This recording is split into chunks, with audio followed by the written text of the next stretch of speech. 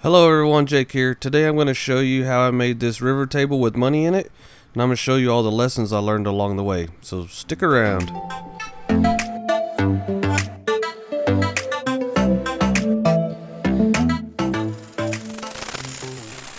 Now this video is about the table project, but it's also about me learning the things I needed to learn along this. I watched Blacktail Studios.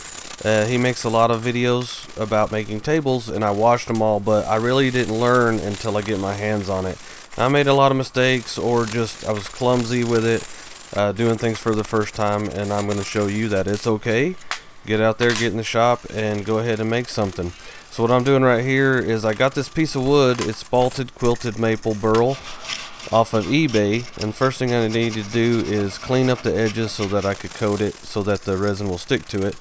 But after that, I'm going to need to flatten it. In hindsight, one of the first things I know now is that when I do it again, I'll have a flattening jig. Either I'll buy one or I will make one. Either way, a flattening jig is the way to go. I thought I could get by with it because I have a drum sander, and you'll see me here in a minute use the drum sander, but definitely a flattening jig is the way to go for this. So now I'm just seeing how not level the board is right now. I'm trying to figure out a way to get it flat. So what I came up with, I've got this piece of melamine, and I'm going to hot glue it to that on the flattest part that I can, and then run it through the drum sander. Now most of the time when you buy wood like this, you really can't see how pretty it is because it's rough sawn, and I just seen I cleaned a bunch of dirt off of it and everything. So this point right here is one of my favorite points of being able to see what the wood really looks like underneath the saw marks and the filth. It's beautiful. Now that we have one side flat, we can go ahead and cut that hot glue and then pry it up, get the melamine off of there, and then just scrape off the excess glue, and then you put the flat side down and then get the other side flat through the drum sander. It's pretty easy, but once again, I would get a flattening jig if I have to do over again. Next, I needed to cut the wood in half, and I did that with a Festool track saw. Now this is the first time I used this saw. It was a little different than the regular circular saw, but I was able to get it done, and I learned, and there's several different ways to use it, like either on a table or on the floor. I still don't know which one I like the best, but this saw definitely got the job done. So next, all I did was lay things out where I thought they should be. I'm really not a measuring kind of guy. I'm kind of a visual guy, so I got everything out. It's going to be a computer table, so I got my computer out, and I had two different sets of legs. I had some pear pins. I really didn't like those, so I put those up there, and I kind of just seen what I come up with, and you get to see the form of the river and all that, and then you go to the next step. Earlier, with the wire brush, I got all the dirt and grime out of it. Now it needs to be sanded so that I can put a seal coat on this stuff, so that when you do the epoxy, you don't have problems with air coming out or moisture, and it'll come out way cleaner. So now I'm just sanding it, getting the bark inclusions out of it, and making sure it's absolutely ready to seal. The epoxy that I'm using on the deep part of this table is called floral epoxy. While I was filming this and building this table, they changed the name to Deep Pour Epoxy Resin, and they're from rivertableepoxy.com.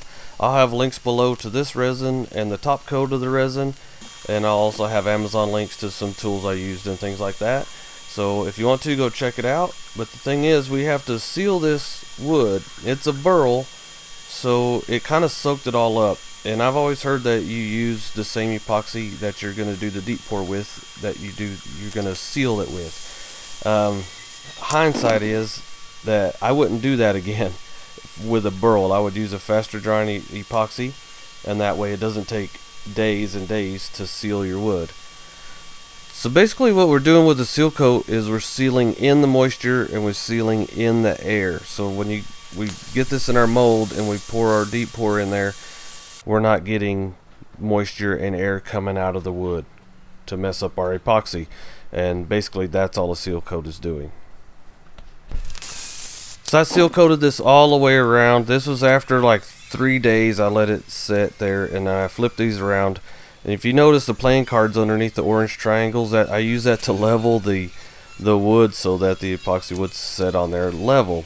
Well, later on, this is like anything else on this video, I did something the first time, the second time it's going to get better. You always try to improve. So when I did the table, I made a leveling thing for it, and I'll show you that later. But while I was doing this, I mixed up some blue, and where I had the bark inclusions, I went ahead and I put in some color in that.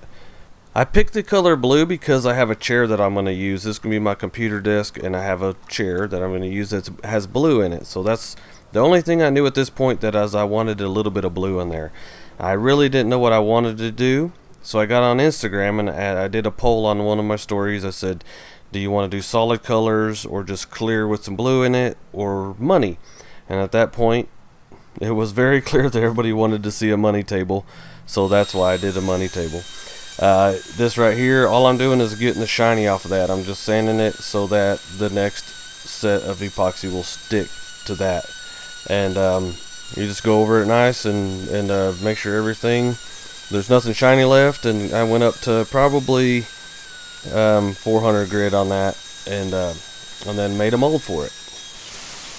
Now, making a mold for these to pour into is a pretty simple thing, but it's not something to be overlooked. Blacktail Studios has a video dedicated to just making molds, and I've watched it, and it was probably the thing that went the easiest for me on this whole build was doing that, and it was from the help of his video. So I'll put a link up here, go watch his video. And I will say, the more time you take on something, the nicer the result in the long run is going to be, and making a mold is no different. So I think the most asked question I'm going to get is how much changes in the table. I went to the bank and I got $50 worth of pennies, and more than half of them were dirty and nasty and not good enough to use. So I gave those to my mom, and I ended up getting some more pennies from her. So there's probably about $50 worth of pennies. And then the silver change was just stuff I had in the bucket that I would take out of my pocket after work or something. So there's way less than $100 worth of change in here. At the time of making this, I didn't know that there was a change shortage. So there you go with that. And I expect the comments to have lots of comments like that in there. So there's your answer. There's less than $100 worth of change in there. We used denatured alcohol to clean the change. It was a pretty taxing process because there was a lot to clean, but I just didn't want dirt coming off of the pennies or anything or clouding up the resin, so that's why we did that. And hopefully the people that have a problem with me using change will have a nice day. Again, we're using the deep pour epoxy resin for the big part of this table. It mixes 3 to 1. It's like water. It's real thin consistency. So you just mix it up real well. I mixed it for about 10 minutes, and I gave it about 5 minutes to sit there, and then I popped the bubbles off the top. And then I wanted about a 1/4 inch pour because I needed enough room underneath to route out for the table legs to go into. That'll become apparent in the near future. So I poured it, and then I kind of put the pennies where I wanted them and adjusted them where I wanted them, so that I would, when I routed out the spot for the table legs, that I wouldn't be running into pennies. So it turned out pretty well. And then one thing to note, when I got to this point and the pennies were at the bottom, then I kind of couldn't flatten the bottom. So that's something to take into account when you're placing things into resin, is like as soon as those pennies go on there and they are the bottom of the table, I can probably no longer flatten it, or it would be super difficult to. So we let that first coat cure almost 2 days, and you need to, before you pour the next one, it either needs to still be where you fingerprint it. If it's at that point where you can fingerprint it but it's not all the way dry but it's not gooey, then you can do another pour without having to sand it. So if it gets all the way dry, you need to sand it, or otherwise you're going to have a witness line on the edges. So that's what I did. I'm pouring it here. Took a couple another gallons, and then you pop the bubbles. I put more change in it where I wanted it to, and those voids that I had at first, I put change over that so that you wouldn't be able to see where the table legs are underneath. And I hope that becomes hope that's clear why I did that. If I had it to do over again, I would just probably put wood down there and then just route through the wood. But that's how I decided to do it then. And once again, hindsight on this job here is teaching me lessons more and more every time. So I just put the change where I wanted it and kind of adjusted everything, pop bubbles as you go along.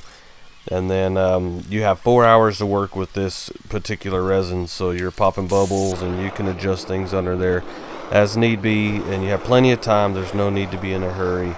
And so far at this point, I'm pretty happy with the project.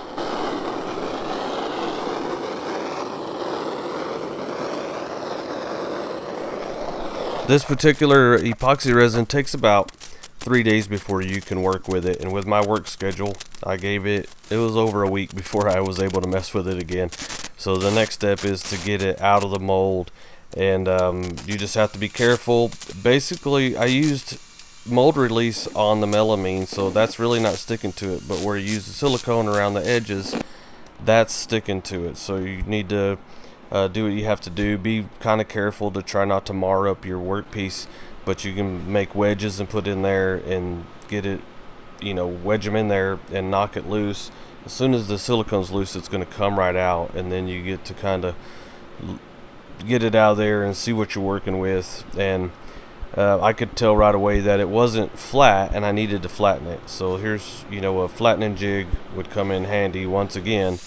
But I decided to use a CNC machine, which the CNC machine is only 3 feet long. This table is 51 inches long, so I had to slide it back and forth to flatten it. Not the most ideal thing, and I really didn't like doing it that way, but that's how I did it. In the future I will have a flattening jig, but we got it done, and then we move on to the next step, which would be to get it square, and I get the track saw back out for that. I'll take this opportunity right now to tell you thank you for watching my video. If this is your first time here, go ahead and subscribe. I do all kinds of resin art and things like that. So if you're into that, go ahead and subscribe so you don't miss any future content. I answer all questions that are left to me, so go ahead and leave the questions or comments below and I'll get to you. Let's get back to the project. Now I'm using the CNC machine to cut the slots for the table legs to go underneath. Now I hope you can see why I left the pennies like I did in the original pour. It's just so that the bit wouldn't hit the pennies. And it ended up working. And once again, I would use a piece of wood instead of just resin in the future.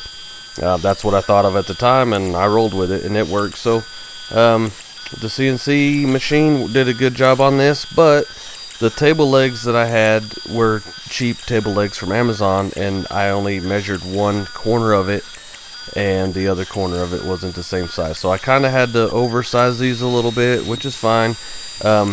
This table's for me, so it's not like I'm selling it, or it has to be perfect. All the mistakes or flaws that are on this table, I kind of like leaving them there because it's going to remind me not to do it again. It's my table. This is where I'm going to be editing videos on, so I'm pretty excited about it. And we're almost done, or so I thought.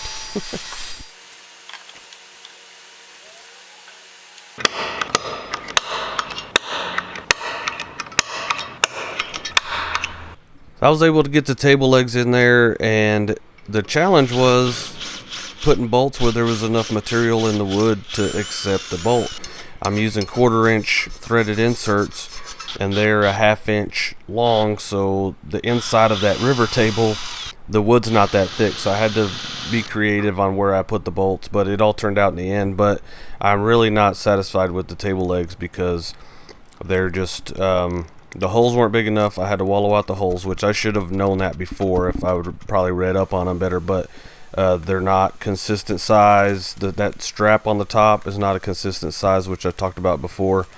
If you're just making a cheap table, by all means, that'd probably be a good set of legs, but I had to do a lot to them, so when I do it again, I will research better legs and use better legs on the tables I do in the future. But this will work for me for now, and I'll get the inserts in there where I want them, and then I can go to coating this thing.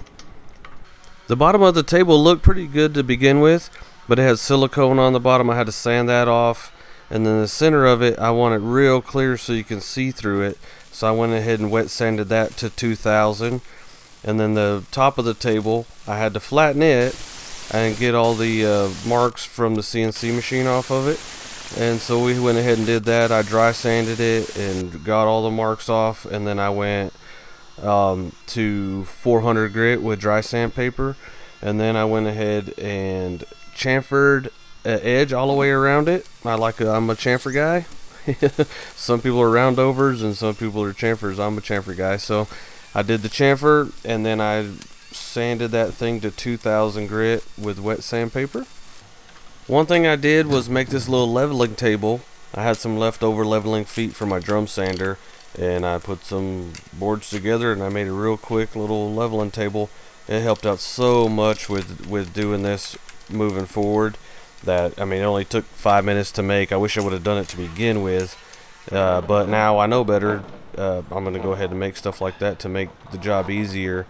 And when you get it up here, you just level it, and then we're going to tape it off and put a coat of the Woodcrafters on there, and I'll give you a close-up of that. The top coat I'm using is supposed to be a flood coat, and I really didn't do that. And on the underneath side, I didn't think that I was doing it wrong, but it was very apparent when I was doing it on the upper side. I was using the wrong spreader. You need one with teeth on it, and you need to do the flood coat, and then you spread it through there, and then the part that's in between the teeth will self-level. Well, on the bottom of this table, it was good enough, and so all the bubbles popped and all that, so I didn't think much of it. So I went to do the top part the same way, and I didn't mix enough resin, and I was trying to spread it with the wrong spreader. Everything went wrong, and long story short, it ended up not being level. So then I had to figure out how to fix that. So every time you see there's shirt changes, about a week in between with my work schedule. So I ordered a sandpaper organizer. Blacktail Studios uses this thing, and I wish I would have done it a long time ago. It's super cool. So I thought I was going to sand this thing down, but it was just too much. I had to put it back on the CNC machine, re-flatten it, and then re-sand it to 2000 grit, and then re-pour it. And I'll save you all that, and we'll get to the pouring. So after I sanded, I set it back up on my leveling invention there, and I level it. And then we look at the resin we're using. Here it is one last time. Once again, links are below. Go check it out. There'll probably be a deal down there for you too. Here's the difference in the world right here. This spreader right here, the blue one, I used it. All the difference in the world rather than a Bondo spreader. And this one here, I got from the hardware store for about $1. So there's no excuse for using the wrong one.